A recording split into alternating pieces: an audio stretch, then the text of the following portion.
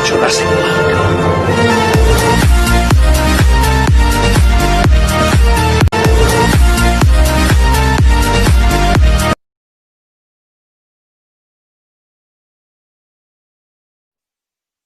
Однажды на свет появился маленький сон. Никто не знал, кому он принадлежал. Сон был настолько маленький, что однажды он подумал: я не хочу исчезать. Как мне заставить людей смотреть меня? И однажды к маленькому сну пришла идея. Я дам людям возможность создать свой мир. И тогда они останутся со мной навечно.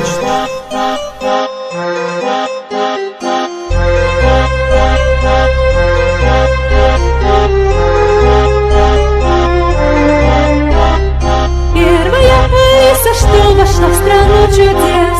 Храбрая девушка была сначала наперевес. Представала храбро пред опасностью любой, путь кровавый красный оставляя за собой. Но однажды ночью страшный лес заблудила, стала узницей она и сгинула во тьме. Если бы не свет кровавый, был мир на все, снова никогда на свете не было ее.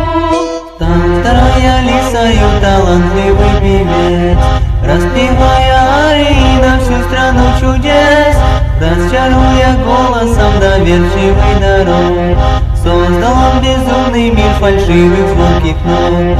Но конец печальной у истории его, пули одноглазого он был лишен всего.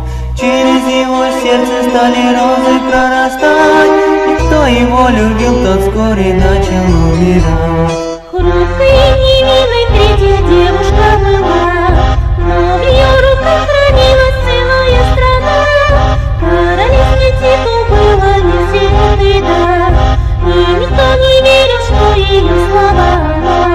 Но боялась тихо, что ее не красота, и разбила зеркало свое Алиса та.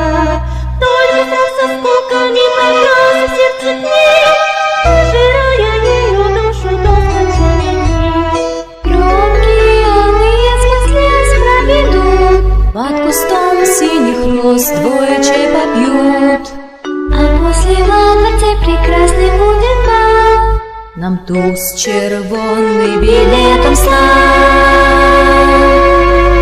Новой улицы стала пара близнецов, что посмели приоткрыть страны чудес засов. Множество загадок повстречали на пути, всю страну чудес желая сразу обойти. Упрямо старшая сестра, А младший брат находчив был, говори тем, кто не сгались, и первый угодил.